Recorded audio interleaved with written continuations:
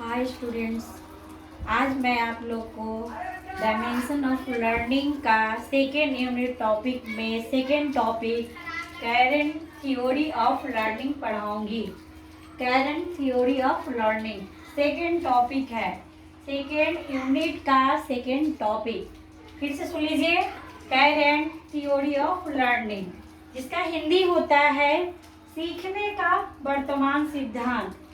Karen theory of learning का हिंदी होता है सीखने का वर्तमान सिद्धांत। पाइगेट थ्योरी या पाइगेट 1970 के नाम से भी जाना जाता है।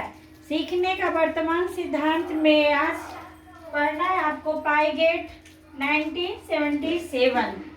देखिए, जिन पाइगेट्स ऑफ कॉग्निटिव डेवलपमेंट, इसका तात्पर्य हुआ कि जिन पियाजे का 1977 में कौन से सिद्धांत दिए सीखने का, उसमें हमें पढ़ना है जिन पियाजेस ऑफ कॉग्निटिव डेवलपमेंट, जिन पियाजे का संज्ञानात्मक विकास का सिद्धांत, जिन पियाजे का संज्ञानात्मक विकास का सिद्धांत। आइए जिम्मी जानते हैं थोड़ा सा उनके बारे में।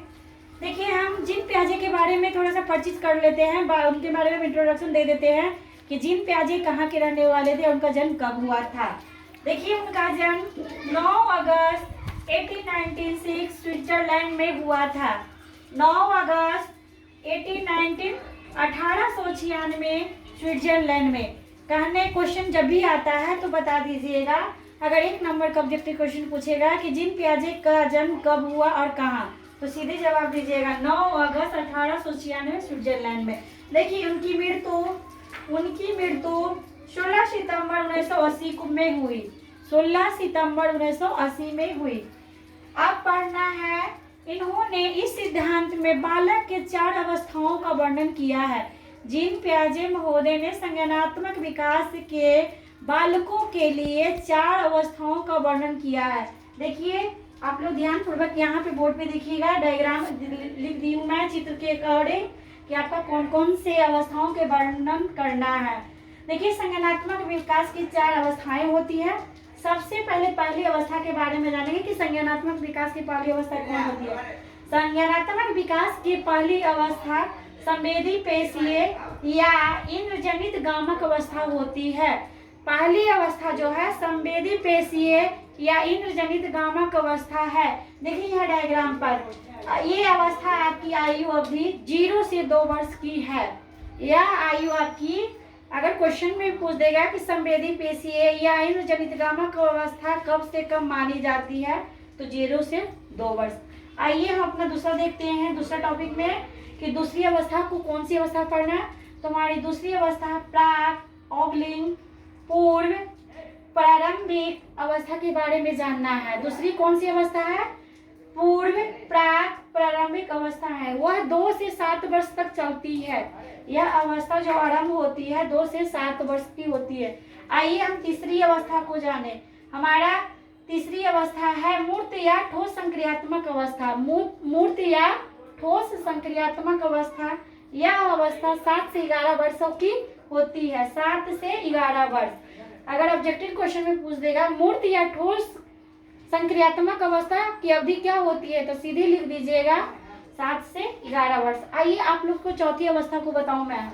देखिए, यहाँ पर ही चित्र में मेरे पास जगह नीचे था तो लिख दी।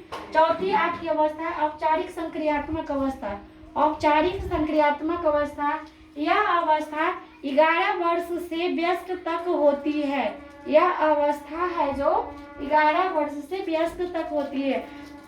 देखिए, आइए समझिए कि जिन पियाजे महोदय ने बालकों के संज्ञानात्मक विकास की 4 अवस्थाओं का वर्णन किया है, उन्होंने 4 अवस्थाओं के आयु सीमा सबको बांट दी है। उन्होंने बताया है कि किस अवधि से किस समय में किस बालकों का विकास, कौन सी अवस्था का विकास होगा, और उसी अकॉर्डिंग हम आप लोग को भी समझना है कि जिन पियाजे के अकॉर्डिंग 4 अवस्थाएं होती है। क्वेश्चन पूछता है कि संज्ञानात्मक विकास की अवस्थाएं कौन कौन सी हैं या कितनी है। ऑब्जेक्टिव क्वेश्चन अगर सिर्फ पूछेगा कि संज्ञानात्मक विकास के या जिन पियाजे के सिद्धांत क्या है, तो आप ऐसे लिखिएगा और इसके बारे में इंट्रोडक्शन करके परिचय करके डिटेल्स लिखिएगा। ये तो मैं आपको इतना समझाने के लिए बता दे रही हूँ।